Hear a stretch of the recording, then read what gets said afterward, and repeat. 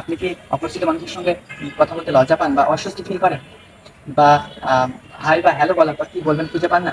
তাহলে how to talk to anyone বলছি আপনার জন্য। আসসালামু আলাইকুম। আশা করি সকলেই ভালো আছেন। How to talk to anyone by Leil লোন্ডেস।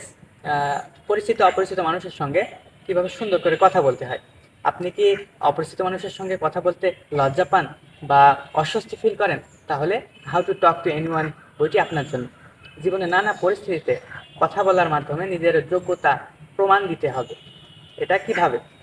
যখন কারোর সঙ্গে প্রথম দেখা হবে, কিভাবে কথা শুরু করতে হয়, করলে ভালো হয়, কোন কাজটি করলে অপর ব্যক্তি আপনার দিকে অ্যাটেনশন দিবে, এরকম ৯২টি কৌশল বা টেকনিক এই বইটিতে আপনি পাবেন।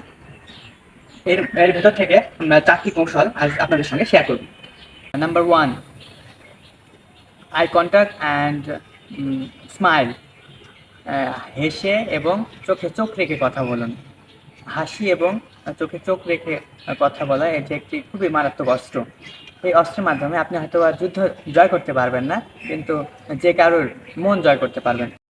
নাম্বার 2, ফার্স্ট 10 সেকেন্ড, প্রথম 10 সেকেন্ড এমন কিছু কথা বলুন আপনার আপনার অপর পাশের ব্যক্তিকে, যার মাধ্যমে আপনাকে অ্যাটেনশন দেয়।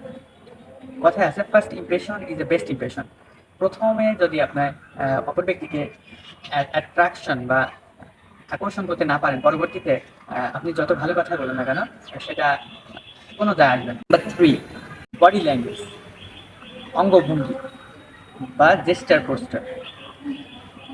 অঙ্গভঙ্গি বা বডি ল্যাঙ্গুয়েজ একজন ব্যক্তির ৮০% পার্সোনালিটি বা ব্যক্তিত্ব ফুটিয়ে তোলে। তাই কখন, কোথায়, কিভাবে, কোন অঙ্গভঙ্গিটা প্রকাশ করতে হয়, সেটা খুবই গুরুত্বপূর্ণ একটি বিষয়। Number 4, be a good listener, ভালো শ্রোতা হন। কারোর কথা মনোযোগ দিয়ে শোনার মাধ্যমে তার প্রিয় ব্যক্তি হওয়া সম্ভব। তাকে বলতে দিন, আপনি শুধু মনোযোগ দিয়ে শুনুন, দেখবেন সে আপনার ভক্ত হয়ে গেছে। এতক্ষণ পর্যন্ত যদি ভিডিওটি দেখে থাকেন, থ্যাঙ্কস ফর ওয়াচিং।